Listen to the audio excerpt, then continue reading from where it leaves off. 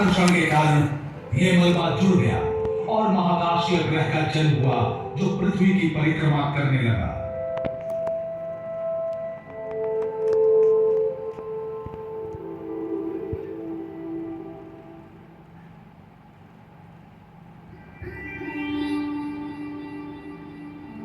लेकिन सिर्फ चंद्रमा पर ही इन प्रारंभिक चोटों के निशान नहीं है। दूसरे छोटे महाकाशीय पिंडों पर भी ये क्रेटर बने हुए हैं। इनमें बड़े उपग्रह भी शामिल हैं।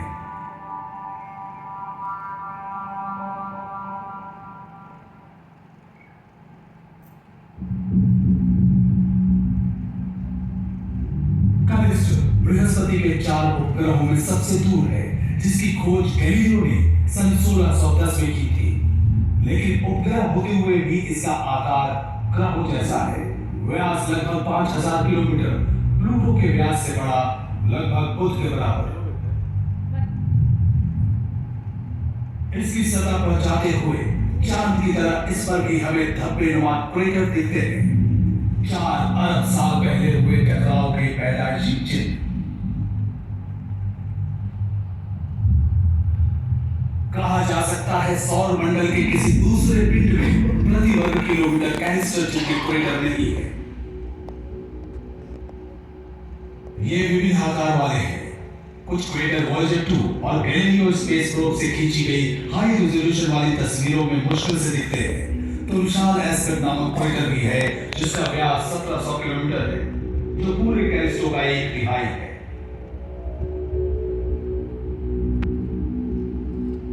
इस विशाल उपग्रह की ऊंची नीची सतह पर साफ दिखता है जिबुत कटेगा। इसके 600 किलोमीटर के विस्तार को देखते हुए वैज्ञानिकों ने अंतरिक्ष में हुए उस महाविस्फोट का सहज अनुमान लगा लिया, जिसके कारण बृहस्पति के चारों ओर घूमने लगा कैलिस्टो।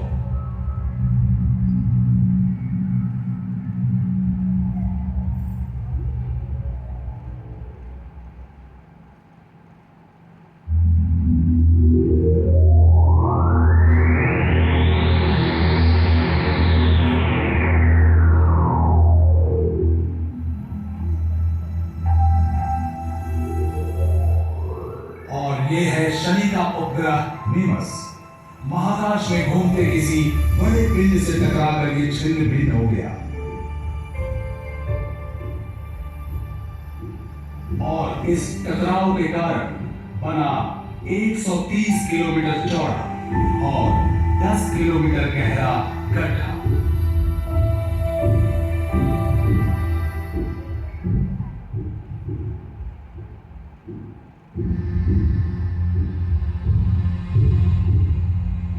मंगल ग्रह के 2 चंद्रमाओं में से एक है फोबोस। किसी शहर जितना बड़ा, अपने ग्रह का घटती परिधियों में चक्कर लगाता है।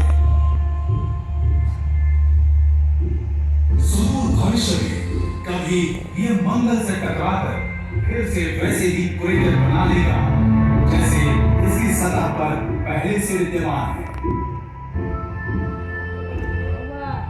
फोबोस पर ढेर सारे क्रेटर हैं, जो सिद्ध करता है कि सौर मंडल की रचना में इसकी सक्रिय भूमिका रही है।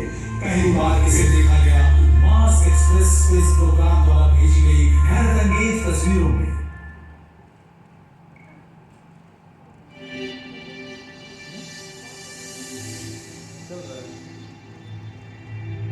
बुध ग्रह पर भी इसी तरह के निशान पाए जाते हैं।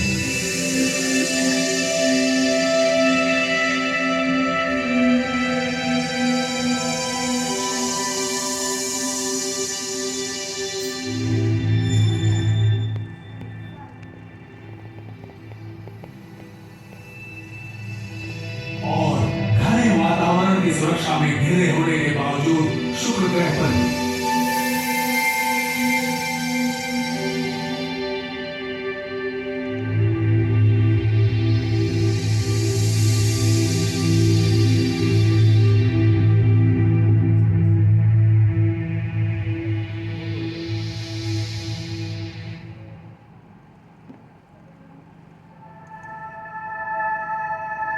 24 मार्च 1933 को जीनी और कैरोलिन शूमेकर नामक पति पत्नी ने खगोल विज्ञानी डेविड लीवाई के साथ काम करते हुए अपना 9वां धूमकेतु शूमेकर लीवाई 9 खोज निकाला।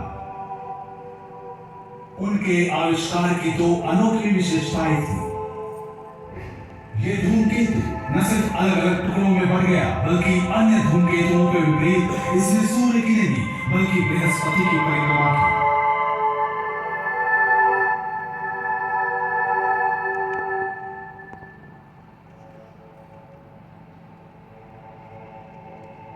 वैज्ञानिक इस निष्कर्ष पर पहुंचे कि ये धूमकेतु हाल ही में बृहस्पति के शक्तिशाली गुरुत्वाकर्षण क्षेत्र में आकर टूट गया और इसके ढेरों टुकड़े टकरा जाने के लिए अनियमित परिक्रमा पथ पे ग्रह की ओर बढ़ रहे हैं।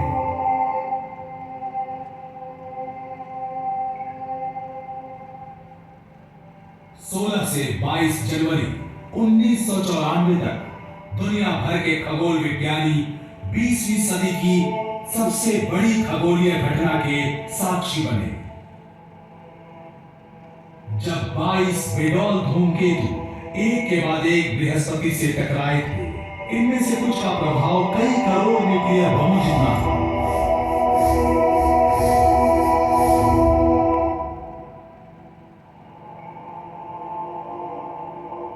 इस तरह के विस्फोटक प्रक्रिया का सबसे ताजा तरीन प्रदर्शन जो अतीत में इतनी बार हुई कि हमारे सौर परिवार का जन्म हुआ।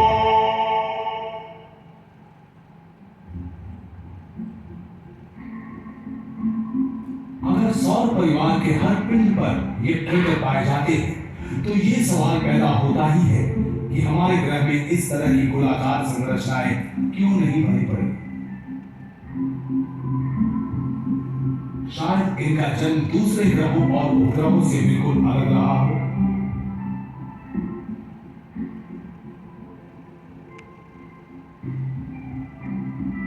जरूर इसका कारण था हमारी धरती के 3/4 हिस्से का समुद्र से ढका होना, जिसमें उल्काओं के टकराने से गड्ढे नहीं बनते थे।